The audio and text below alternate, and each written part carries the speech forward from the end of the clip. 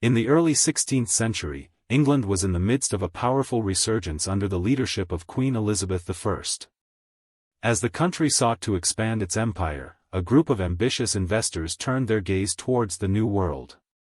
In 1584, Sir Walter Raleigh obtained permission from the Queen to lead an expedition to establish an English settlement on Roanoke Island, located in what is now Dare County, North Carolina. 2 years later, in 1587, over 100 settlers arrived on Roanoke Island with dreams of establishing a new world. The group was led by John White, a seasoned artist and cartographer who had accompanied Raleigh on his previous expeditions to the Americas. Among the settlers were women and children, many of whom were wives and children of the male colonists.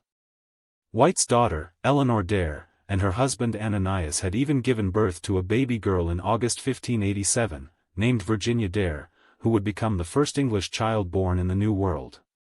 As the settlers began their lives on Roanoke Island, they set about building homes and clearing land for agriculture. They encountered resistance from the local Algonquian-speaking Native American tribes, but White managed to establish a rapport with the nearby Croton tribe through gifts and trade. However, when John White returned to England in 1587 to persuade more settlers and supplies to join the colony, he left behind his family and friends on Roanoke Island.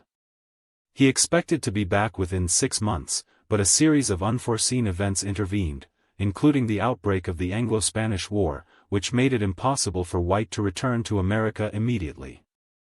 3 years passed before John White was able to set sail for Roanoke Island in 1590.